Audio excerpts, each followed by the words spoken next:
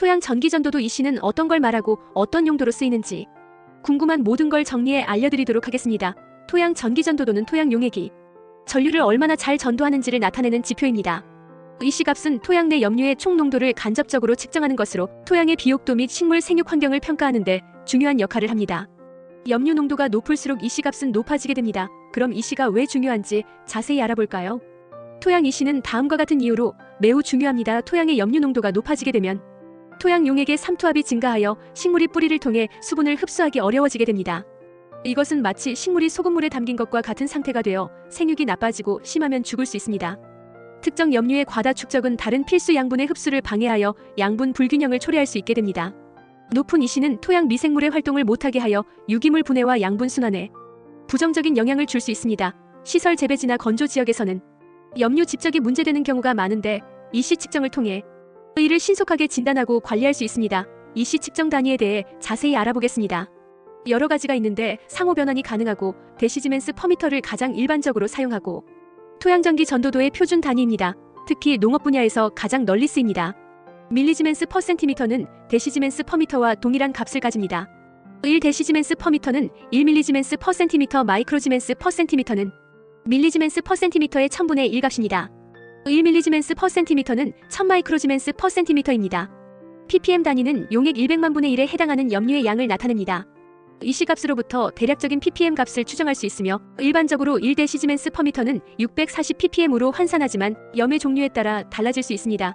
1데시지멘스 퍼미터와 1밀리지멘스 퍼센티미터, 1000마이크로지멘스 퍼센티미터는 동일합니다. 이 시 측정 방법에 대해 알아보겠습니다. 토양 이 시를 측정하는 방법은 크게 실험실 분석법과 현장 직접 측정법으로 나눌 수 있습니다. 실험실 분석법은 정확한 측정이 가능하지만 시간이 다소 소요됩니다. 포화 침출법 운토양 시료에 증류수를 조금씩 넣어서 반죽하여 반죽 표면에 물이 살짝 비치고 윤기가 나며 기울였을 때 이 상태로 보통 한두 시간에서 길게는 하룻밤 방치하여 토양과 물이 평형을 이루도록 합니다.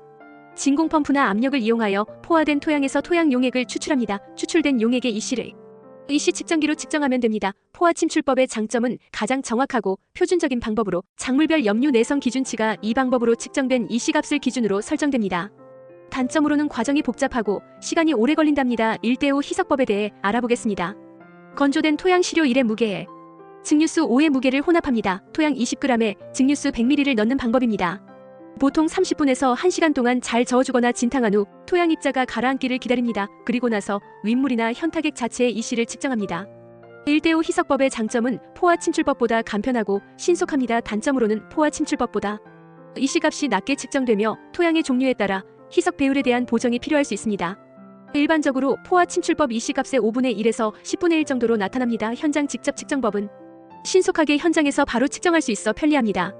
직접 삽입형 이시 센서를 토양에 직접 삽입하여 측정합니다. 센서가 토양과 잘 접촉하고 적절한 수분 상태에서 측정해야 정확도가 높아집니다.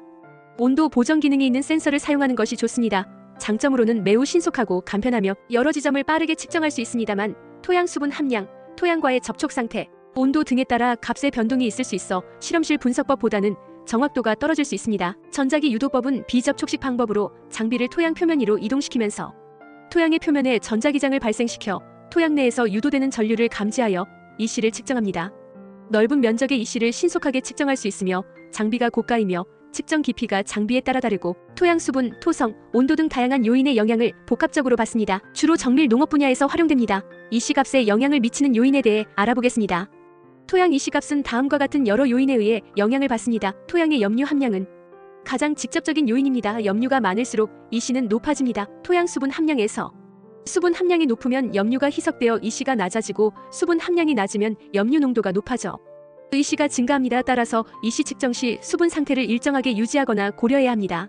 점토 함량이 높은 토양은 양이온 교환 용량이 커서 더 많은 염류를 보유할 수 있는 경향이 있습니다. 동일한 염 농도라면 사질토보다 점토에서 이 시가 약간 높게 나올 수 있습니다. 용액의 온도가 올라가면 이온의 활동성이 증가하여 이 시값이 높아집니다. 대부분의 이 시 측정기는 온도 보정 기능이 있어 표준 온도 보통 25도씨에서의 값으로 환산해줍니다. 유기물 함량에 대해 알아볼게요. 유기물은 양분을 공급하고 토양 구조를 개선하며 염류의 영양을 일부 완충하는 역할을 할 수 있습니다. 화학비료, 특히 염화물이나 황산염 형태의 비료를 과다하게 사용하면 토양 이시가 급격히 상승할 수 있습니다. 염류 농도가 높은 물을 사용하면 토양의 염류가 집적되어 이시가 높아집니다. 이시값의 해석 및 활용에 대해 알아보겠습니다. 측정된 이시값은 토양의 염류 상태를 판단하고 적절한 관리 방안을 수립하는 데 활용됩니다. 포화 침출법 기준은 데시지멘스 퍼미터입니다. 0에서 2데시지멘스 퍼미터는 비염류성 토양입니다. 대부분의 작물 생육에 문제가 없습니다. 2에서 4데시지멘스 퍼미터는 약간의 염류성 토양이며 민감한 작물은 생육저해 가능성이 있습니다. 4에서 8데시지멘스 퍼미터는 중간 염류성으로 많은 작물의 생육이 저해되어 내염성 작물을 선택해 재배하는 게 필요합니다. 8에서 16데시지멘스 퍼미터는 강한 염류성 토양으로 내염성이 매우 강한 작물만 생육 가능하며 16데시지멘스 퍼미터 이상은 매우 강한 염류성 토양으로 대부분의 작물은 생육이 불가능합니다. 위 기준은 일반적인 것이며 작물의 종류에 따라 염류에 대한 민감도가 크게 다릅니다. 예를 들어 딸기나 오이는 이시에 매우 민감하지만 토마토나 보리는 상대적으로 내염성이 강합니다. 시설 재배의 경우 노지보다 이시 관리가 더 중요하며 작물별 적정 이시 범위가 더 낮게 설정되기도 합니다. 이시 값이 너무 낮아도 양분 부족을 의미할 수 있으므로 주의해야 합니다. 다음은 토양 이시 관리 방법에 대해 알아보겠습니다. 높은 토양 이시를 낮추고 적정 수준으로 관리하기 위한 방법은 다음과 같습니다.